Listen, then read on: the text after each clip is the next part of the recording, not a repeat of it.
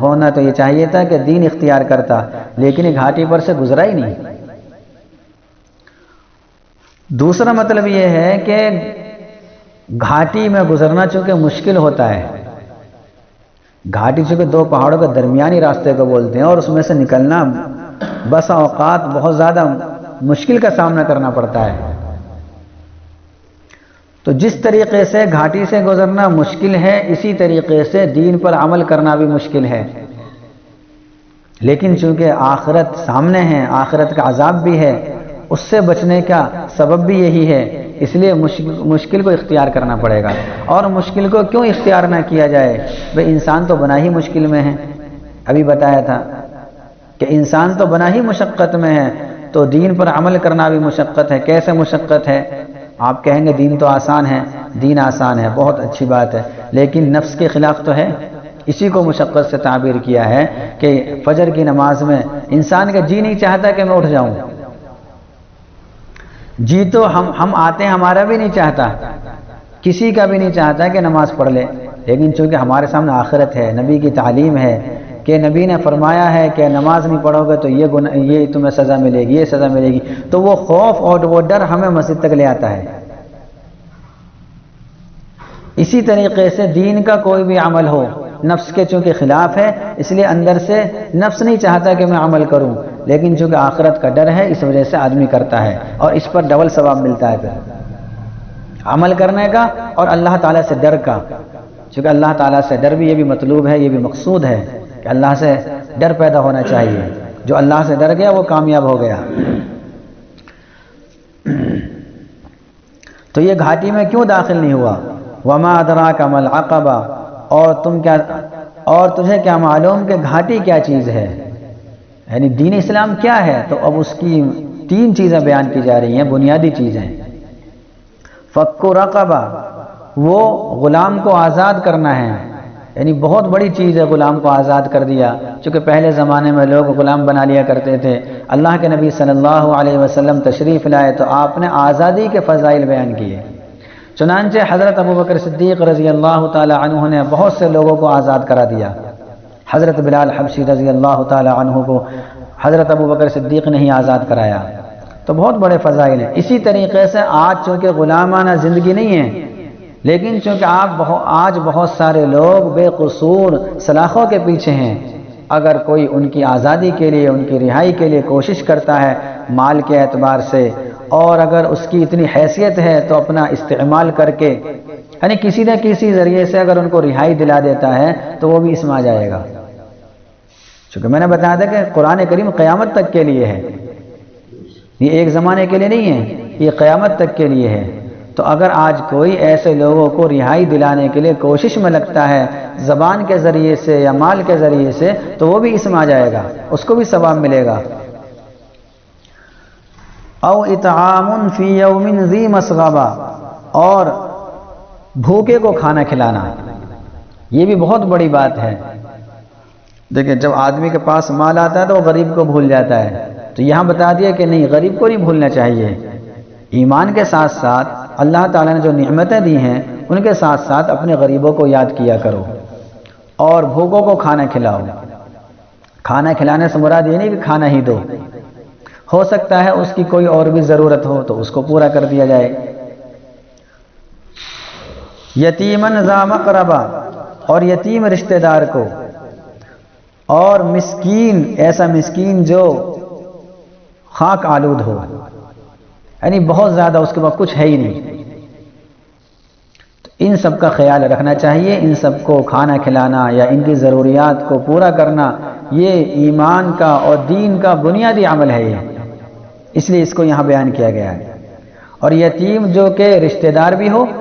اس کے ساتھ اور زیادہ حسن سلوک کرنا چاہیے، اس کو کھانا کھلانا، اس کی کفالت کرنا اور اس کی ضروریات کو پورا کرنا۔ اگر اللہ نے وسعت دی ہے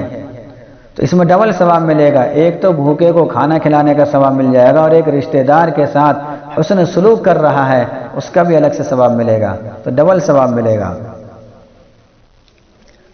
پھر آگے بتایا جا رہا ہے کہ یہ ساری کی ساری چیزیں اس وقت قابل اعتبار ہوں گی جبکہ آپ کے اندر ایمان ہو۔ ایمان کے ساتھ ساتھ دیگر اعمال بھی ہوں، اگر ایمان نہیں ہے تو سب بیکار ہے۔ ثم كان من الذين آمنوا وتواصوا بالصبر وتواصوا بالمرحمة، پھر ہو گیا ایمان والوں میں سے، یعنی ایمان والوں میں سے ہونا ضروری، ایمان لانا ضروری ہے، اور ساتھ ساتھ ایمان کے ساتھ ساتھ اعمال بھی ضروری ہیں۔ یہ ایمان تو ایسا سمجھو جیسے ویزا، یعنی جنت میں جانے کا ٹکٹ اور ویزا ہے، لیکن جنت کی نعمتیں کب ملیں گی، کب فائدہ ہوگا؟ اور ڈائریکٹ ویزا بھی ایک تو ہوتا ہے کہ ڈائریکٹ جانا، ایک ہوتا ہے وایا ہو کر جانا ہے سعودی، لیکن کئی سارے ملکوں میں ہو کر جائے گا، ایک جا رہا ہے ڈائریکٹ جا رہا ہے، تو جو ڈائریکٹ فلائٹ ہوتی ہے اس کا ٹکٹ میرے خیال سے زیادہ ہوتا ہے، حالانکہ وقت کم لگتا ہے، تو اس کی ویلیو زیادہ ہوتی ہے۔ تو اسی ایمان کے ساتھ ساتھ اعمال اگر زندگی میں ہیں تو یہ ڈائریکٹ جنت میں جائے گا، اور اگر ایمان کے ساتھ ساتھ اعمال میں کمزوری ہے تو ابھی وایا ہو کر جائے گا، اس میں چونکہ پریشانیاں ہوتی ہیں، وقت بھی لگتا ہے، پریشانی بھی اٹھانی پڑتی ہے کہ 4 گھنٹے کا سفر ہے 18 گھنٹے میں 20 گھنٹے میں ہو رہا ہے، اور جہاں ہمیں جانا نہیں ہے وہاں لے جا کر چھوڑ دیا 10 گھنٹے کے لیے۔ اسی طریقے سے جب اعمال زندگی میں نہیں ہوں گے تو اللہ تعالیٰ بھی جہنم میں پہنچا دے گا کہ یہ تیرا وایا ہے، اس میں تو رہ تھوڑے دن کے لیے، تھوڑے عرصے کے لیے۔ تو اس لیے ہمیں اعمال ایمان کے ساتھ ساتھ اعمال بھی کرنے ہیں، اسی کو بتایا وتواصوا بالصبر وتواصوا بالمرحمہ، اور ساتھ ساتھ ایک دوسرے کو صبر کی فہمائش کرتے رہے، صبر کی تلقین کرتے رہے اور رحم کی تلقین کرتے رہے، یعنی جو دین پر عمل کرنے میں جو مشقتیں آتی ہیں ان پر صبر کرو، خود بھی صبر کر رہے ہیں اور دوسروں کو بھی تلقین کر رہے ہیں، دوسروں کو بھی سمجھا رہے ہیں کہ بھی کوئی بات نہیں، انسان تو بنا ہی مشقت میں ہے، اگر یہ پریشانی آ رہی ہے تو اس پر کیا صبر کریں، اور دوسروں کے ساتھ رحم کریں، دوسروں کے ساتھ رحم کرنا ہے۔ اولئک اصحاب المیمنہ، جن کے اندر یہ خصوصیات ہوں گی، یہ صفات ہوں گی کہ ایمان کے ساتھ ساتھ اعمال بھی ہوں گے، تو یہ ہوں گے خوش نصیب، یہی لوگ ہیں خوش نصیب۔ اس کا ترجمہ، لفظی ترجمہ جو الفاظ سے میل کھاتا ہے وہ ترجمہ ہوگا اولئک اصحاب المیمنہ، یہی لوگ ہیں دائیں ہاتھ والے، اس سے بھی مراد وہی ہے خوش نصیب، یعنی مطلب یہ ہے کہ یہ وہ لوگ ہوں گے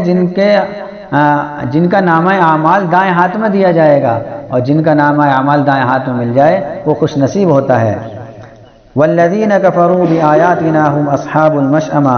اور وہ لوگ جنہوں نے کفر کیا ہماری آیتوں کے ساتھ، ہماری آیتوں کا انکار کیا، یہ لوگ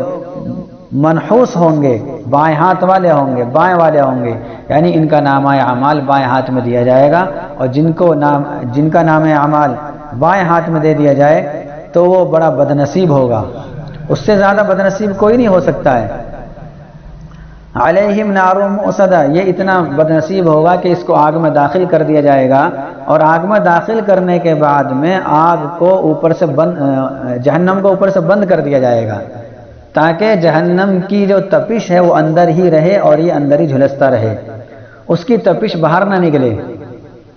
چونکہ جب ڈھکن کھل جائے گا تو باہر نکلے گی تو تپش میں ہو سکتا ہے کچھ کمی آ جائے، تو اس کی سختی کو بیان کیا جا رہا ہے کہ ان کو جہنم میں داخل کر کے اوپر سے بند کر دیا جائے گا تاکہ یہ بھی نہ بھاگ سکیں اور جہنم کی تپش بھی کچھ کم نہ ہو سکے، یہ جلتے رہیں گے۔ یہ کون لوگ ہوں گے؟ یہ وہ لوگ ہوں گے جو ایمان کے ساتھ ایمان نہیں لائے، یا ایمان لائے تو نیک اعمال نہیں کیے، نیک اعمال نہیں کیے تو جہنم میں جانا پڑے گا، چاہے کچھ عرصے کے لیے جانا پڑے۔ ایمان والا جائے گا عزامت تطہیر کے لیے، تطہیر کہتے ہیں گناہوں سے پاک صاف کرنا، یعنی اللہ تعالیٰ اس کو جو عذاب میں بھیجے گا وہ، یعنی اس کو جو عذاب دے گا یا اس کو جو جہنم میں ڈالے گا وہ ذلیل کرنے کے لیے نہیں، بلکہ اس کو جو عذاب دیا جائے گا وہ اس کو گناہوں سے پاک صاف کرنے کے لیے دیا جائے گا، اس میں ذلت نہیں ہے۔ ہاں کافروں کے بارے میں جہاں بھی قرآن کریم میں آیا ہے وہ ذلت کا لفظ آیا، عذاب مہین، عذاب علیم، تو اس کا مطلب یہ ہوتا ہے کہ ان کو ذلیل کیا جائے گا، عذاب بھی دیا جائے گا اور ساتھ ساتھ ان کی رسوائی ہوگی، ان کی ذلت ہوگی، لیکن ایمان والوں کے ساتھ ذلت کا معاملہ نہیں ہوگا، چاہے وہ کتنے ہی عرصے سزا بھگتے، لیکن اس کے ساتھ ذلت کا معاملہ نہیں کیا جائے گا۔ اللہ تعالی ہم سب کو ان تمام باتوں پر عمل کرنے کی توفیق نصیب فرمائے۔